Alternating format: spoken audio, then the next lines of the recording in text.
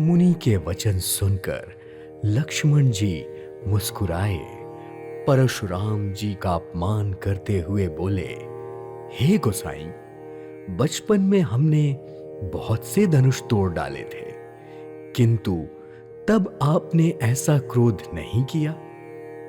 मुझे समझ नहीं आ रहा कि इस धनुष पर आपकी इतनी अशक्ति किस कारण है। यह सुनकर भृगुवंश की ध्वजा स्वरूप परशुराम जी कुपित होकर बोले, अरे राजपूत काल के वंश में होने के कारण तुझे कुछ भी होश नहीं है। तू नहीं जानता शिवजी का वह धनुष विश्वविख्यात है। इस पर लक्ष्मण जी ने हंसकर कहा, हे देव सुनिए, हमारी समझ में तो सभी धनुष एक से ही हैं। पुराने धनुष को तोड़ने में क्या हानि है। श्री रामचंद्र जी ने तो इसे नवीन के धोखे में देखा था, पर यह तो छूते ही टूट गया। इसमें रघुनाथ जी का कोई दोष नहीं है। हे मुनि, आप बिना कारण ही क्रोध कर रहे हैं। लक्ष्मण की बात सुनकर परशुराम जी ने अपने फरसे को देखकर बोला, अरे दुष्ट, तुझे मेरा स्वभाव नहीं मालूम।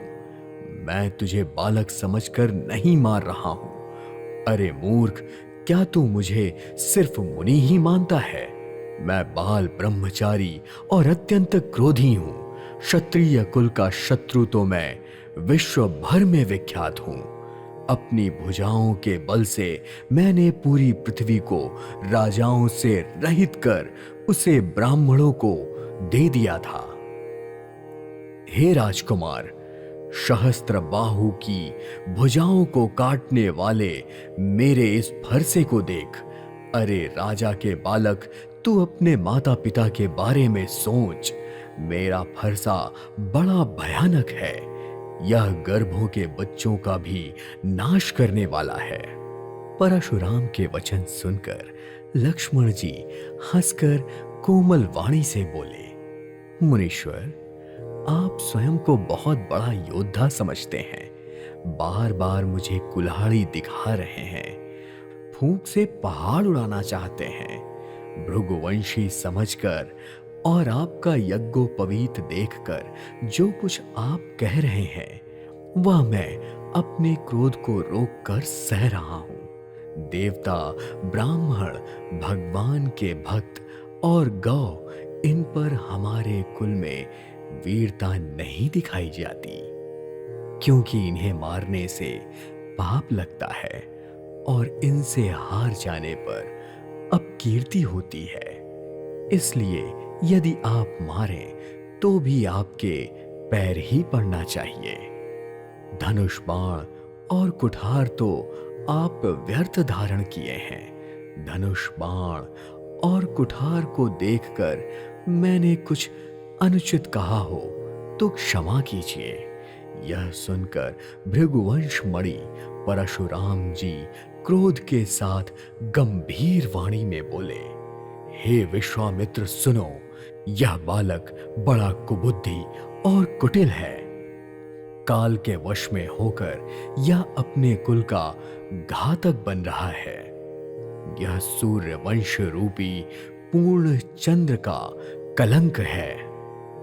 यह बिल्कुल उदंड, मूर्ख और निडर है। अभी क्षण भर में यह काल का ग्रास हो जाएगा। मैं पुकार कर कह रहा हूं, मुझे फिर दोष मत देना। यदि तुम इसे बचाना चाहते हो तो हमारा प्रताप, बल और क्रोध बताकर इसे मना कर दो। तो लक्ष्मण जी ने कहा, हे मुनि, आपका सुयश आपके रहते दूसरा कौन वर्णन कर सकता है। आपने अपने ही मुंह से अपनी करनी का बहुत प्रकार से वर्णन कर दिया है। इतने पर भी संतोष ना हुआ हो तो फिर और कुछ भी कह डालिए। क्रोध रोककर दुख मत सहिए। आप वीरता का व्रत धारण करने वाले धैर्यवान और क्षोभा रहित हैं। आप गाली देते शोभा नहीं देते।